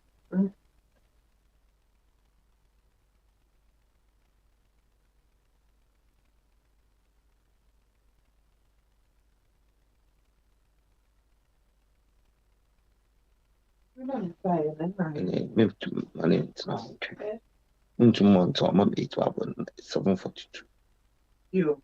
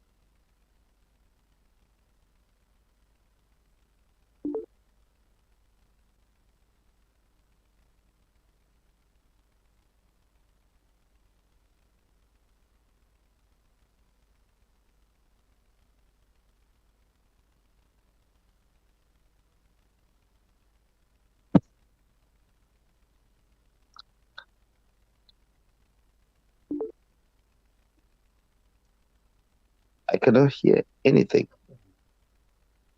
Hello.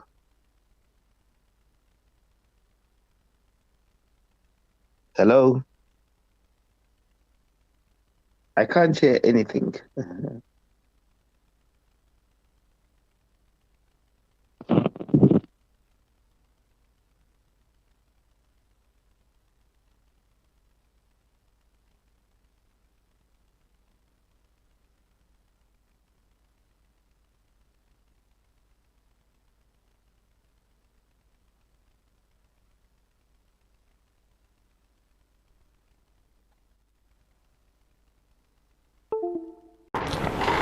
We are so for baby no for na so man hwa wo de bo pay man wo na kan hu say wo di otu abro so wo ton yem ensa anya dwuma no enidi ITS Pro Center me de me fan it is pro aye say bia ya ye tete nkrofo ye ma SIA license na betimi de euro security na wo de akopa adwuma wo hwe se de na nkofo adwuma sai na wo nya adwuma ba bia me kan fama wo aye ITS Pro Center.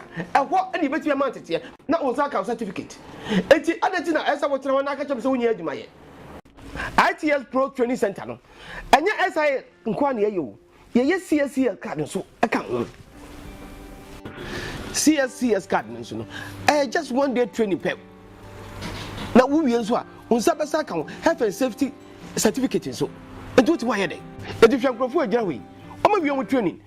Omo akwakọ hwa adwuma se wo site. Eti me no for. Moti wo ye den. Enne ya what me kan. Bomodia na frey. Awa sa numbers we so. 079 04 68 6944 079 04 68 6944. Bomodia na frey ne ya. ITS Pro Training Center. Address. Enti amfa wo se wo ye oba. Mo so betimi awura construction and security. Enti wo de frey na ya ka okasa. Ya sa te okasa nso. Training center we. Na sa training center we. Tu ya, we sabe ka certificate. Na on ya ko yi adwuma. We are so for baby no for na so man hwa. Wo de bo pay man wo. Na kan hu say wo de otu abro so a wo tan yem. Ensa anya adwuma no enidi. ITS Pro Center. Me de me fan it is pro. Aye say bia ya ye tete nkrofo ye ma SIA license. Na betimi de euro security na wo de akopa adwuma. Right, welcome back. We have very few of the time left, and that is roughly about 5-7 minutes time, and we'll bring everything to a close. Yeah, tonight we have been lucky to have Mr. Charles Bissue at hand all the way from Accra, I suppose, or maybe he's in Takrady or Sakandi. Mr. Bissue, can you hear me? I can hear you now. Brilliant. Sorry about that. Very sorry, technical issues, you know. Even in London, it happens. Anyway, listen, let's make a quick fire round quickly. Question and answer quickly so that we can end nicely. Okay. Now, let me ask you. Your party very soon should have a flag bearer. Who do you think should be stand in the position to be a proper somebody that Ghanaians will consider? What do you think? Oh no, for that, even if I know a person, I cannot give you an answer. Oh, tell me. I won't tell anybody. Party is a democratic I won't party. tell anybody. Tell me alone. I know you. I know you won't tell anybody. That's why I don't even know. You see, the party will go. We have about 148,000 or 150,000 thereabout who will make the decision. So we're all going to go and then vote and choose a flag bearer. Sure. What I believe is that Go ahead. once the majority makes that decision, we must all rally behind that person. And that's what I believe in. Surely, someone like Kennedy Japan being president, your flag bearer, that's not serious, is it? I mean, have we gone that, you know? Are you sure? He's been a member of parliament for the last 4 years, the legislature of Ghana. He's contributed a lot. He's chairman of the Defense and Interior Committee in Parliament. I think hitherto he was a chairman for the Communications Committee. And the fact that he comes on radio and do political party politics doesn't mean that he's not effective with what he does in Parliament. Because if he wasn't, he wouldn't be returned to Parliament. And you see, our political dispensation, for Kennedy like this, he's a maverick. And I know you've heard him talking about NPP, things that are going on in the NPP that he doesn't like. In the same vein, he talks about NDC. And these are the sort of people that, for me, I believe that we need to actually come out with the truth for us to sometimes, chart the right course. So I think if it's serious, yes, he's going to cause some serious damage because he has a bigger following out there. The grassroots really like him. So you think he's better than Bawumia, Alan Chamantin, or Akoto? Kennedy Japan is better than these people? I think he's better than me for now because I'm not going to be on that ballot. But the rest, I do not know. Everybody, Akoto say, has been a member of Parliament before. The vice president has been the vice president of this republic for almost 8 years. Alan Chamantin, he was a trade minister. So everyone is coming from a certain background. It is for us, the delegates, who would decide. But you ask me about Kennedy, and I'm not saying that Kennedy will win. What I'm saying is that some of the qualities that he brings to bear, and you said that it's not serious. And I'm saying that if he wasn't serious, he wouldn't be retained in Parliament. And even within his own party, when he sees things going wrong, he says it.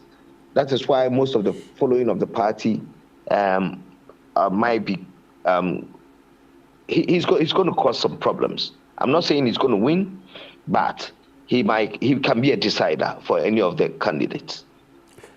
I can give you a name that I feel I can say it, that this particular fellow is not, has no attributes or cannot be blamed for anything that has happened in Ghana. And so he would have been a game changer. And that is Papa Usuankama, the High Commissioner. I've written an article and advised that he should go and stand because everything that has gone on, he cannot be blamed. Why don't you encourage Papa Usuankama to come and, do the challenge? Papa has been, I don't know if you know that he's my relative too.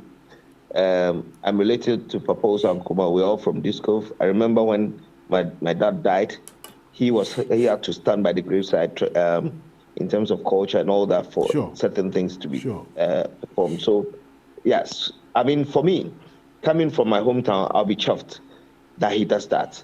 He's a seasoned politician. I think he served in most ministry, interior, education, attorney general, education, youth and sport. He's done about 5 ministries, I remember. So do you support he should also be a candidate? In Parliament if Papa comes, yes. He's a relative, and I've never seen any blemish on his person or his reputation.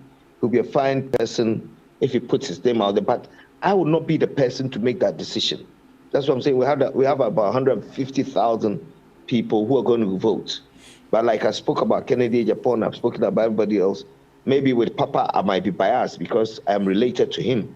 And not because, normally I say that I look at competence before I look at the name behind it.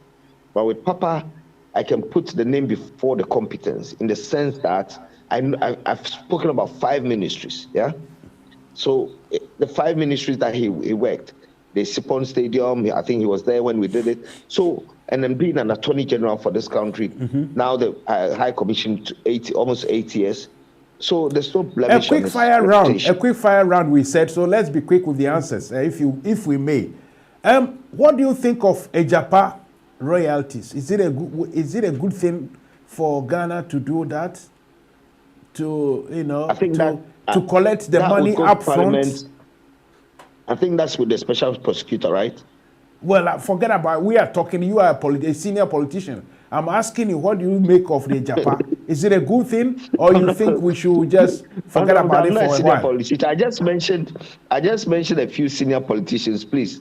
I'm not a senior politician. I mentioned them, Papa Usuankama. They are the senior ones. Okay. I'm only a novice who's coming in now. So what do you think about Ejapa royalties? Ejapa royalties, I think it's with the special prosecutor. It's going to go to Parliament. I believe that from what I heard is that we're going to, if we're going to get some money to run our country and then have based on the minerals and all that, we're going to get out of it, then I'm for it. But the judicious use is what I am for. I will be actually watching it as well. Once you get that money, whatever is coming, we need to look at it judiciously and make sure that it benefits the citizen. Okay, so for now you don't know. What do you think of the people that were shot during the elections, the election period? Do you think there should be a proper investigation into that, bipartisan, to at least learn some lessons? By all means, yes. I mean, when we lose lives, that's why we have state institutions, and I believe that our institutions should work. And so, yes, bipartisan. I don't think it should be bipartisan. It should be, we should allow the agencies to do it. Yes, because that's what I'm saying, bipartisan. I mean, it shouldn't be, bipartisan, not bipartisanship. I'm trying to say everybody involved to make sure the institutions get the right thing done. Anyway, let's move on and ask the big one, and that is the cathedral. Is it something you think as a people, we are talking of priorities here, do we need a cathedral now? If the decision was made today, I would have said no. But the decision was made when the economy was actually looking good.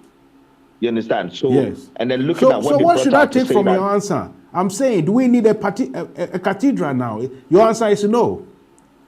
If I say yes or no now, the headline is they say it's going to be. No, I want the headline. No. What do you think? You are a Ghanaian as well. The headline is that. Yes. I'm answering your question. And you will not get a headline which narrows me to answer a certain question that you get your headline that you want. Why? I'm saying that if the decision was made today, yes, that we're going to build a cathedral, no, I'm not for it. But the decision was made then. So where we are now, could it be suspended? Yes, the team can sit down and look at it, because looking at IMF coming on board, engaging the IMF and all that, we need to look at it pragmatically and objectively. Okay. But if the decision was made today that we're going to build an IMF, I would have led the demonstration myself too. Brilliant. But then the decision was made I was at that going time, to go to the IMF. When the decision was made at that time, they spoke about projections. Yes. You see, when the decision was made at that time, our time is up anyway. We can't go beyond every 4 years. Stipulated. Mr. Bissue, our time is up. Unfortunately, I was going to ask you about the IMF thing too. We have. I think we will have to sit down again. But for today and for what it's worth, believe me, you've done very well, and we appreciate your time and everything. And you are going for the general secretaryship of your party. What do we call it? The messages I've received, I can say 95% in support. So you are doing something right. Listen, thank you very much, and just look after yourself. Sir. Yeah, thank you. God bless you. Please, you can still say your last word. Say something for your people here in UK. I was going to ask you, I'll say something, but you said I've done well. What was the marking scheme anyway? We've engaged. I believe that we have a country which belongs to all of us. For me, I wouldn't say here, when I come on TV or radio or something, any medium, when I speak with Ghana at the back of my mind. I do not speak with NPP at the back of my mind. If I speak with Ghana at the back of my mind, then it means that I'll use the NPP as a vehicle to make sure that Ghana benefits from us. So I believe that we've had a very good discourse. I heard those who had views about things not going well in the country. Yes, there's turbulence. We have taken it on board. I would also do my best, actually channel it to the appropriate quarters and ensure that things are done right. But then what I'll say is that let's take a cue. When COVID came, the president said we can always work together and bring the economy back, but we cannot bring human lives back. So all of us are in it together. If I sit on TV or radio and lie and say that things are well, then I'll go to my hometown in Disco, Jelukope or Cape Coast and then actually pay the price, because there will be a relative that will be suffering. So my psychology is not like that. Mine is for Ghana, And then each time I come here, to the best of my ability, I make sure that I speak the truth. So my friend Abe, I like him. I think that next time we should actually have a discuss. I'm not honestly angry, speaking, but whilst you've I mentioned understand his his name, anger. he tested me. He wanted to come in to apologize, but because of the time, I mean, to settle issues. But it's Mr. fine. It's fine. I understand. Mr. Discov, Cape Coast and Jellico Perman, don't go yet. There's another gentleman, according to my producer, he's been here. Okay. Shall we bring him in or issue? Okay. Listen, that's it. That's it for today. Finish your sentence and I can say goodbye to you. Please, go ahead. Okay, so I said, I understand that people are actually going through difficulty, just as the government and everybody is actually looking at it. So I pray that we all come together because we only have one Ghana. We need to manage it well. Ghana, we are interrelated. We are interrelated. Like you mentioned, Paposa, Nkrumah and all that. We are related. So I can't do things in the name of politics whilst I hurt other people. When I leave Accra now and I get to Kikos and there are no hospital, it's the same family members of mine who are not going to benefit, and I'll end up paying for it. So I thank everybody, and I thank you, Mansa Musa, for the opportunity given me. I tell you what, one day when I will invite you to Abrodunko and you will see a different, when they say Abrodunko was the top, you will see another different lifestyle. Anyway, listen, thank you very much and look after yourself. Take care. Cheers. Thanking you. Right, so that was me with Mr. Charles Onua Wonto, Nana Benyin Onua Wonto, Bissue, and Amotine Kano. Anyway, ma yenko ahomano so stream no so na me ne Abrantie Sabato enkodi nkomo. Mr. Sabato, honestly, say upon 6 years, enti when nya be about 59 seconds. Mesra wa trying to mami. Now, my main car will say next week, programs will be baso on Sunday because my friend who say and will be Friday don't move to me and my betina hanye live. It is Sunday, a bear from 2 to 4 area next Sunday. But what about no the opposite of the bano kayeti Sabato? Oh, Master Musa, good evening. I'm in chair with viewers. Now, Charles Bissue Nana Bibusane say freely saying when say opesa we general secretary of a party na ye busa about galamsey issues, but unfortunately only line also because the involvement happen galamsey and not say any can say we involved no leadership challenge Ghana na just say ye normal mu ayefo and yes anka you set example. Say bibi ba ho a eni kwasa ko bibi a ho eno na mi gina so aka se nkebe ya nkende IMF ya Nana Akufo-Addo as a president ama kanofori ata say one IMF board for and negotiate on start no first of all no e was say Nana Akufo-Addo o yes ni state of nation address no na nkopa Ghana fo na achew owi a na nka wayi kanofori ata di ansana ne nkofo bi a omokasa ba ku mienu fa IMF for hono ebi ye hu de omo nso beka but ya sorry trasa ye ko as if we say all is well eno ne ade a ha me kakra president was so obefa Ghana for acho no ka kire omo say ye ni any alternative bi a say ye beko ye de adesade ebeko IMF for na answer ne ye beko no e was say the management team no a kanofori ata ne da no okuno no we can ofori atadi and sample and san ye beko sa negotiation na start akasa efa Ghana ho a ya start akasa na ehu se ampa bibi atimi ayeden atimi asesa but sa economic team ya aka no ofori atadi anim ya faili ya sinking ene ye sa de ye kose wono na edi anim ami asa kwa ya amef bia ebeye biza kakra me the amef negotiation no and there's a me message be am send ya me say Kabaya Bawumia Dr. Bawumia as a vice president on ebia na yere Samira omo na lead this government delegation na omo nko no omo nko masem ye ne IMF and kebebo playback tape said the end ye share idea about what they have been saying when in opposition ye ne for IMF ye no omo kan any even 2 weeks ago, crowd, you know, Mokeka. Minim say nsem no wo bebre ka minim pa say nsem wo ano but na me he ya time na bro so 5 minutes ya time na bro so 5 enti mesre wa next week no Sunday from 2 to 4 no ya mo mrantem oh next week me try say be dey NPP ni NDC debate ebeba esti wo kura no nya time a wotumi ka kire me a metumi ama wa abetra ha ya wo debate. And next week, no be no abante no abeka because I appreciate that time for the time. Thank you too. Thank you too. Right. So this is where we'll bring the curtains down. And like I say, next time anyone comes, you say the truth, nothing but the truth. Because here at Home TV, we say a lot of things, but whatever we say, we make sure we talk about the truth. Nothing but the truth. Have a good weekend.